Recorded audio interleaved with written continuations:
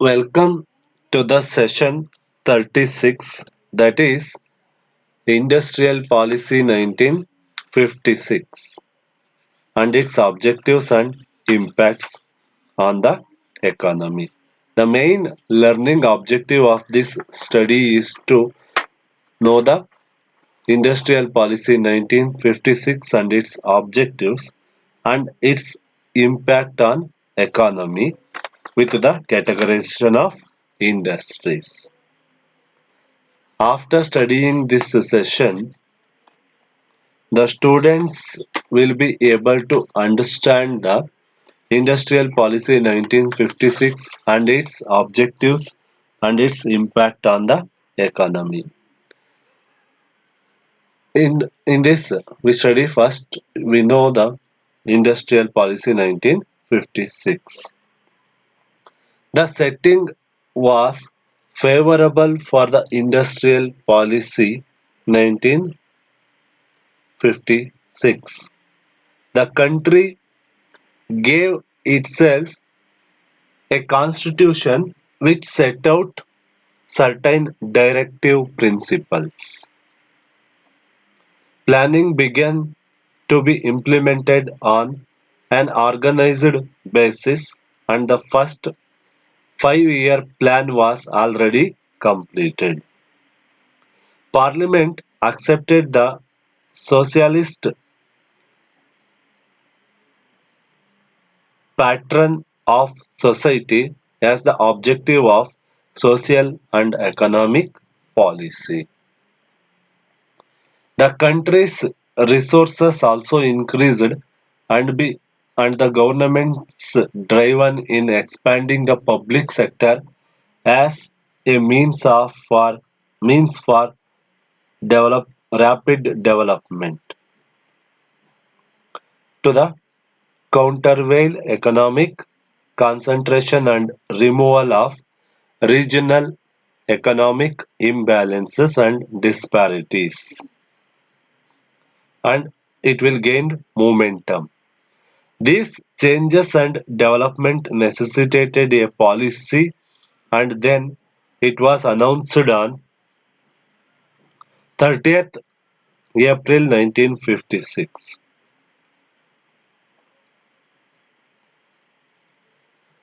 The objectives of 1956 industrial policy includes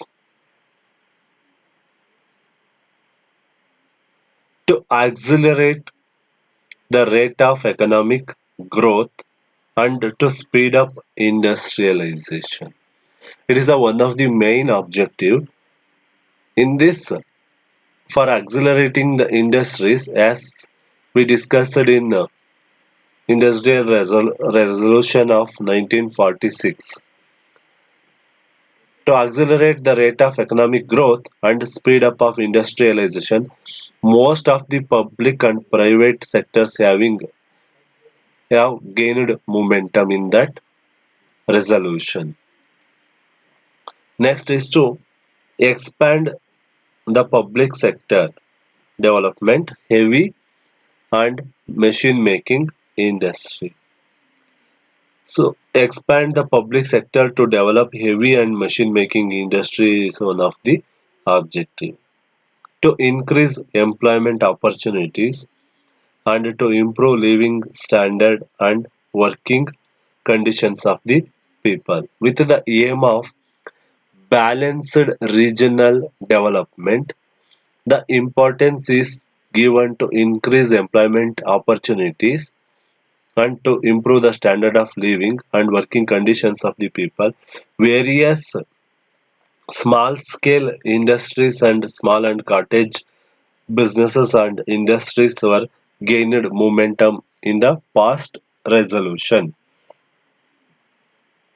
with the continuation of this objective with this policy to prevent creation of monopoly and concentration of economic power, as discussed earlier. To preventing the monopoly and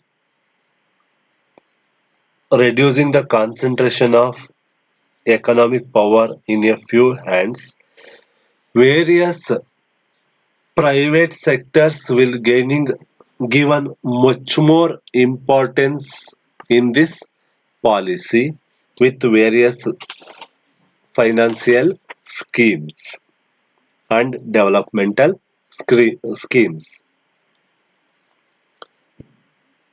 Next is to reduce existing disparities of income and wealth. To reducing the existence of disparities of income and wealth, all industries were gained momentum in this industries sector, and all the industries were getting prioritized with different categories and given much more importance to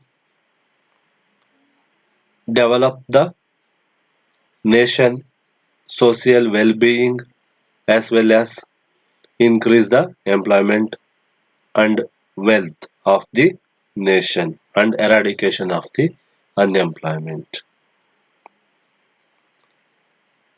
To build up large and growing private sector is the another one objective, includes large industries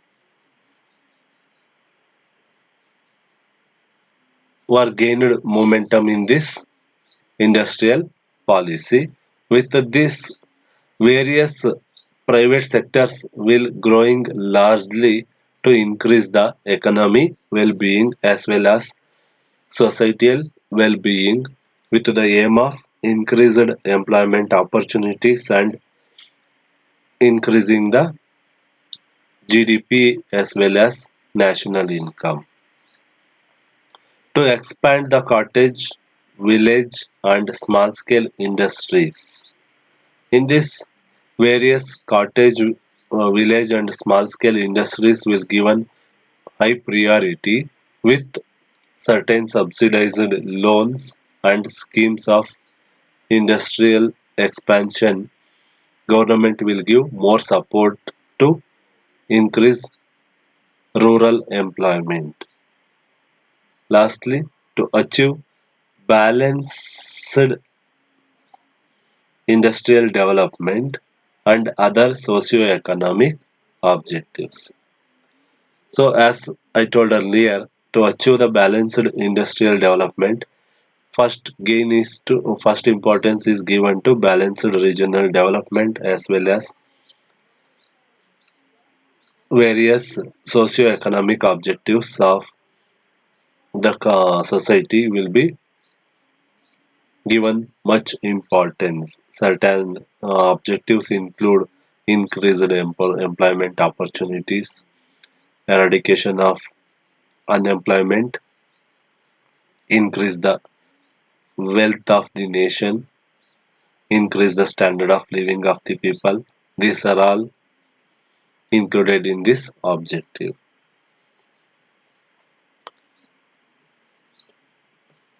Next, in this industrial policy, there are mainly industries were classified in three categories. It will be discussed in this classification of industries in the Industrial Policy 1956. In the 1956 policy, industries were classified into three categories. The first category included industries which the future development of which will be the exclusive responsibility of the state.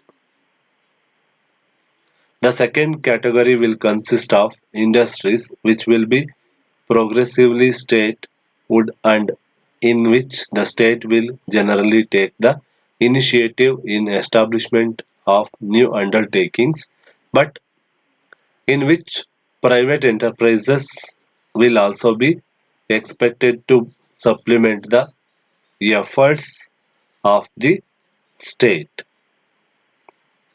The third category will include all the remaining industries and their future development will be left to the initiative and enterprise of the private sector. These are all categories will be discussed in various categories. The first category, the industries in the first category were listed in Schedule A after 1956 resolution and included arms and ammunition and allied items of defense equipments, atomic energy, iron and steel, heavy casting and forging of iron and steel, heavy plant and machinery, heavy electrical plant, including large hydraulic and steam turbines, coal and lignite, mineral oils, mining of iron ore, manganese, chrome ore, gypsum, sulfur, gold and diamond, mining and procuring of copper, lead and zinc, aircraft, air transport, railway transport, shipbuilding, telephones and telephone cables, and the generation and distribution of electricity. Thus, the first category included as many as 17 industries. The expansion of exclusive monopolies was understandable in as much as the state's resources improved, and it was also realized that the government should play progressively a greater role in the industrial development of the country. Next, the second category industries. The second category industries were listed in Schedule B industries. Schedule B and included all the other minerals except those defined in the Section 3 of the Minerals Concession Rules 1949.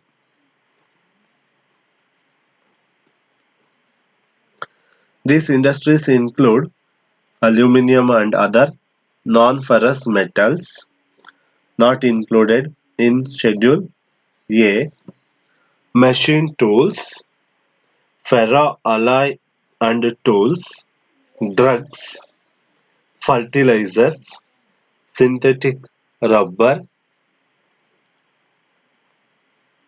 carbonization of coal, chemical pulp, road transport and sea transport, etc.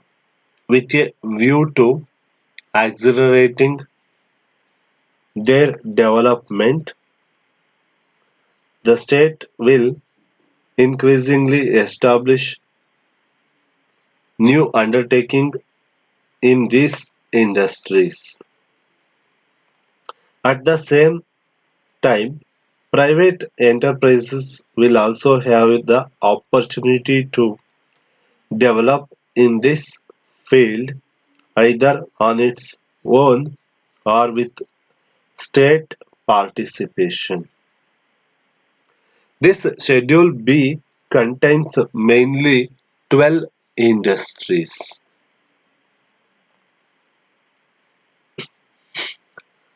Lastly, the category 3 industries or Schedule B industries.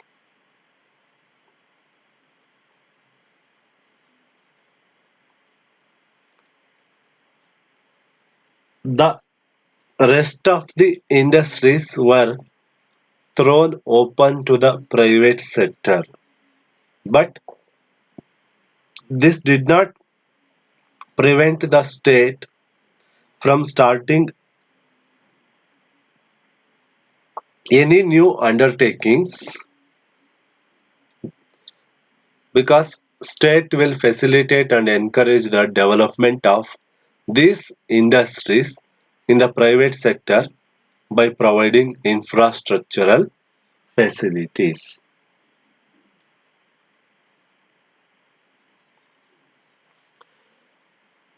Even though the division of industries into separate categories did not imply that they were being placed in watertight compartments. There could be overlapping and div- dovetailing between industries in the private and public sectors. It would be open to the state to start any industry not included in Schedule A and Schedule B when the needs of planning so require or there were other reasons for it. Similarly, private owned units might be permitted to produce an item falling in Schedule A for meeting their own requirements or as byproducts.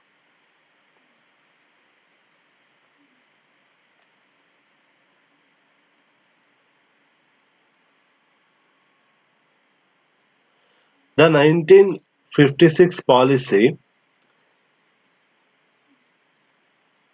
reiterated the government's determination to provide all sorts of assistance for the rapid development of small and cottage industries in view of the distinct advantage they possess in respect of the generation of employment opportunities, wider dispersal of industries, and the equitable distribution of income and wealth.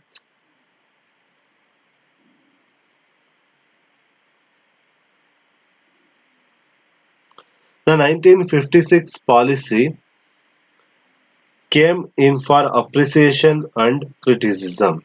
The emphasis laid on certain socio-economic objective was indeed gained much importance. The policy stressed the need for balanced regional development of the country, prevention of centralization of economic power, building up of a strong cooperative sector, expansion of opportunities for gainful employment, and to improvement of living standards and working conditions of the people. Here the public sector was to be expanded and encouragement to the small scale sector was to be intensified. The virtue of mixed economy was further reaffirmed. The policy also emphasized that the industrial development must be governed by the directive principles of the state policy enacted in the constitution and the more precise direction given to them by the parliament through the its acceptance of the socialist pattern of the society.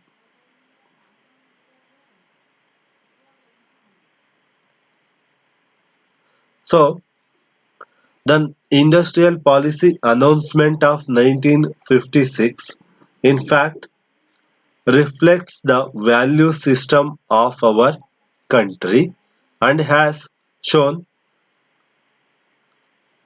conclusively the merit of constructive flexibility.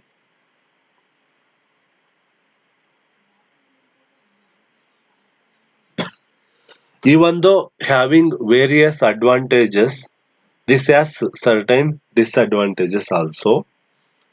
It was said that the public enterprise in an impersonal industrial venture and an impersonal attitude towards an enterprise is hardly conducive to its growth.